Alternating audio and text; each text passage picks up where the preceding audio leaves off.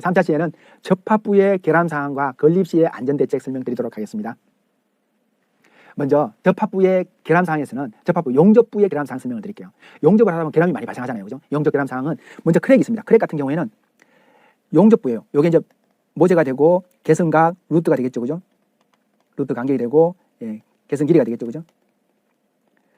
자, 용접을 이렇게 이제 튼튼하게 만들기 위해서 부재를 서로 두 개의 부재를 용접살을 채워가지고 튼튼하기 위해서 이제 용접을 하는데 결함사항이 어떻게 나냐면 균열이 간 거예요. 용접이 하다 보면 모재가 차가워가지고 아니면 순식간에 그냥 겨울철에 그냥 영하의 온도에서 쭉 하다 보면 용접열이 제대로 안 돼가지고 용접 부분이 결함이 크랙이 쭉 가버려요. 이게 이제 크랙이에요.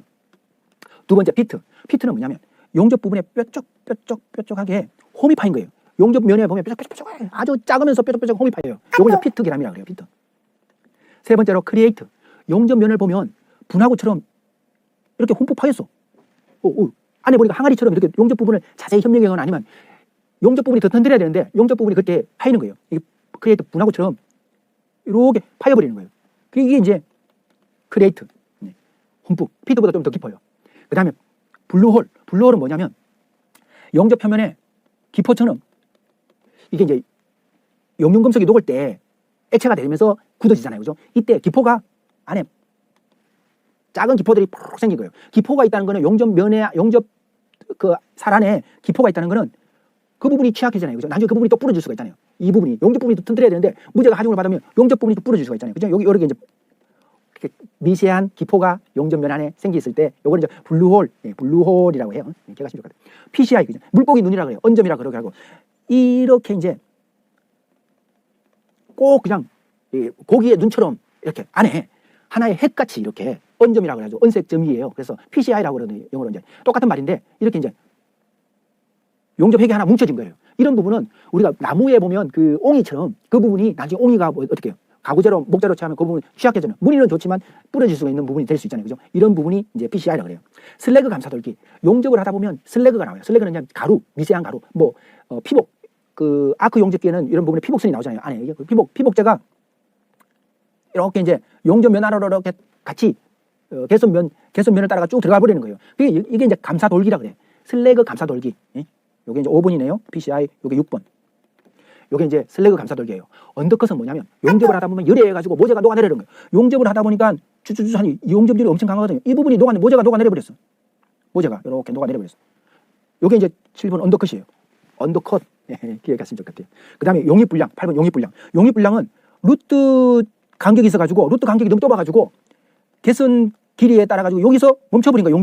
용융금속이 여기서 멈춰버린 거예요. 여기서 멈춰버리니까 요 밑에는 용융금속이 채워지지 않았잖아요. 그러면 이 부분이 나중에 똑같이 부러질 수가 있잖아요. 이 부분이. 그래서 요거는 용입불량.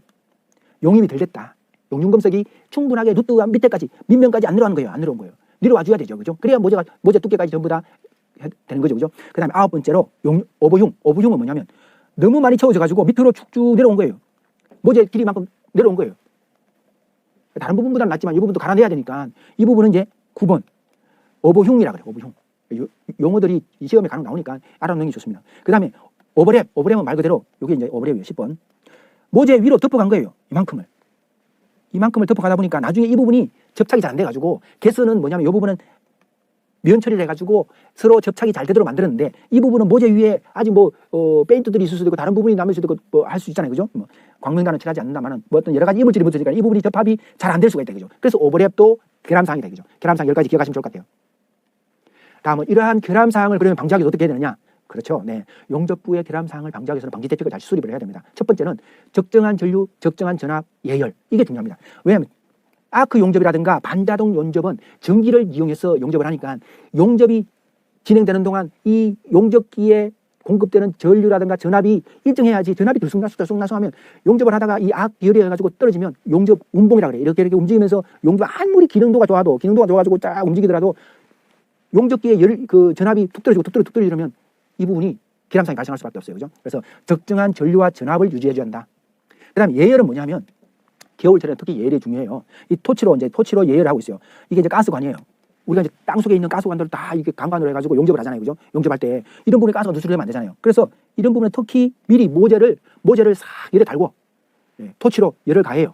그 열을 가하면 크랙이라든가 블루홀이라든가 이런 부분이 결함사항이 확 줄어들어요. 그래서 모재를 충분하게 예열을 가한다. 용접부에다가 예열을 가한다. 기억하시면 좋을 것 같아요. 다음은 두 번째로 용접부 속도. 속도를 너무 급하게 당기면 안 되지. 용접 속도를 쭉 천천히 이렇게 속도를 맞춰가지고 쫙 당겨야 돼요. 그죠? 용접봉을. 그죠? 그리고 운봉은 좌우측으로 잘 왔다 갔다 해야 되죠. 용접이 그냥 좌우측으로 용접 개선 속도가 넓잖아요. 우리가 철골 부재라든가 이런 거 설치할 때는 모재 두께가 두꺼우니까 이 개선각이 40도로 따더라도 굉장히 크니까 이 부분에 살을 채우기 위해서는 용접봉을 왔다 갔다 이게 운봉인데 운봉이 왔다 갔다 하면서 이 속도도 유지해야 되지만 이 간격, 적정한 간격도 잘 유지해야 돼요. 그리고 숙련공이 되어야 돼요. 숙련공이 안 되면 이게 드드드 떨면서 그냥 하면 용접 부분이 매끄럽게 나오잖아요. 개선각의 정밀도. 이 부분이 이제 개선각이잖아요. 이 부분을 싹 그라인더로 잘 갈아야 돼요. 이 산소로 절단했는데 이 부분이 우들두들두들하다 요출이 많다 이러면 용접 부분이 잘 안 나올 수 있어요. 그거 하고 난 뒤에는 쇳가루라든가 이런 부분 청소를 싹 깔끔하게 해줘야 돼요. 그죠? 튀어나온 부분은 망쳐 때려주고 그 다음에 중요한 게 이제 엔드탭을 사용을 해야 돼요. 엔드탭이 뭐냐면 이렇게 이제 여기 이제 버트 조인트, 버트 웰딩이네요. 맞댐 용접. A와 B 부재예요. 그죠? 이렇게 이제 개선을 했어요. 그죠?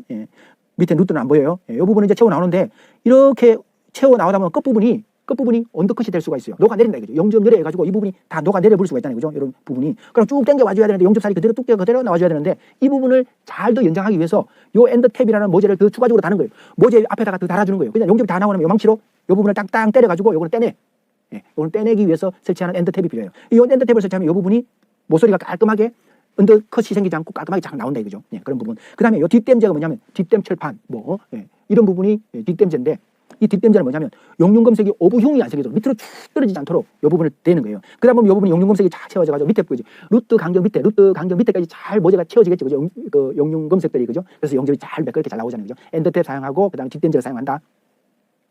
그 다음에 용접부 결함 사용을 위해서 스캘럽 부채꼴 모양 못따기 하는 건데 스캘럽은 뭐냐면 자 모재를 이렇게 이제 잘랐어요. 여기 기둥이에요. 기둥 부재고 여기 이제 거드예요. 빔이 될 수도 있어요. 기둥과 보가 이제 접합되는 거예요. 여기 이제 접합면이에요.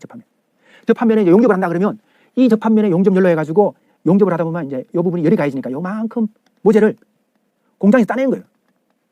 부채꼴 모양으로. 여러분들 현장 가다 보면 모서리 부분이 이제 꼭 단면 결성처럼 모서리 왜 접으면 따왔지 이런 부분이 의심할 수 있는데 이렇게 용접이 가해지고 이렇게 용접이 가해질 때 이 모서리 부분에 열이 굉장히 가해지잖아요. 그 모서리의 열로 인해 가지고 모재가 변형이 되지 않도록 하기 위해서 이 부분을 못따기를 하는 거예요. 못따기를 하다 보면 이 부분을 이제 영어로 이제 스캘럽이라고 해요. 영어로 나와요. 시험이 잘 나와요. 스캘럽이 뭐냐? 스캘럽을 가르쳐요. 그림 중에 다음 스캘럽이 해당되는 건 1번, 2번, 3번 중에 뭔가 이렇게 얘기하는 거예요. 그래서 스캘럽이다. 그 다음에 이 부분은 플랜지예요. 요게 이제 외부죠. 그죠? 외부. 중간에 H형광이 있으면 요게 이제 플랜지죠. 그죠? 요 플랜지를 이제 상부에 따라서 상플랜지, 하플랜지예요.